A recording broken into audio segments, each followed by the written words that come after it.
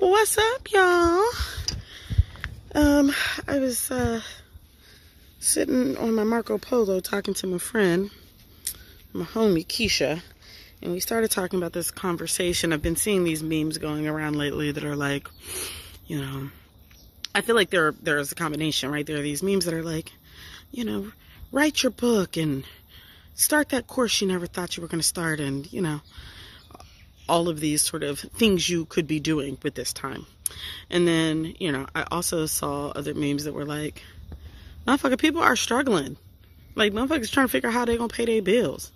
Like, what the fuck? And we were talking about this urge to be productive. And what, again, I'm just going to keep pointing out the places where I think we're in some real either or thinking where we don't need it. But what felt really true in this moment is I think that we are in a moment of being asked to redefine the way that we live and redefine the experiences that we have and to make language mean new things, right? I actually don't think it's a problem that people are interested in being productive, right? I think the problem is the way in which we currently have the word productive or productivity defined, right? Like, no, writing a book, here's the deal, first and foremost. We are in, for what many people is an absolute crisis, right? People are on lockdown. People can't leave their house. They can't go to work. They can't go to school.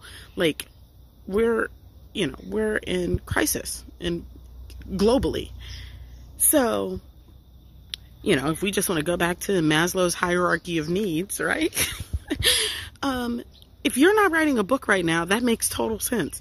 That might not be self-actualization is not necessarily where we are being asked to put our time right now in this time of deep fear and concern, right? Like basic needs. If you're figuring out how to feed your family and keep your kids safe, if you are figuring out how as best as possible to mitigate your own anxiety, if you are figuring out, you know, like how to hold your family together or make a plan for the next few weeks, if you're doing that, you're fucking doing amazing. Like, you're doing amazing and you're being highly productive. So stop letting people tell you that that's not productivity. The other thing that I want us to be with is like, hey, sleep is productive. Creating experiences that boost your serotonin, hella productive. Creating laughter in a time of chaos, hella productive. Figuring out how to sleep and give your body the rest it needs so that your immune system can stay strong, hella productive, right? Like, let's redefine productivity, because the problem isn't that we were ever productive. The problem wasn't with productivity. The problem was that we were productive in service to capitalism, that we were productive in service to profit, and that we were not productive in service towards wellness and wholeness and love and connection. And so I'm just offering that the issue isn't to stop being productive. The issue is to redefine and redirect productivity toward our own sustainability and well-being, toward the sustainability and well-being of marginalized people in this time, to the sustainability and well-being of our families, loved ones, communities, and the whole, because we are wholly connected, as we've already talked about. So stop letting people tell you you're not productive. Stop thinking you need to be writing a book or selling a course. Like, sell a course if you want to sell a course. Awesome. If that like feeds you and fills you and makes you feel calm, do that. Write the book if it helps. But don't write the book stop shoulding all over your life. It's hard to get the shoulds off when you should all over your stuff. So, right?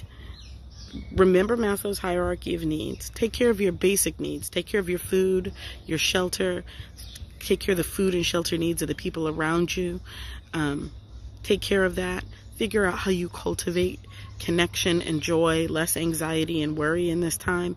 Figure out how you can be of service without being of martyrdom in this moment, right? Like, what do you have to give that is accessible, right? That lives in a tank that maybe you have some reserve in, as opposed to giving from empty well.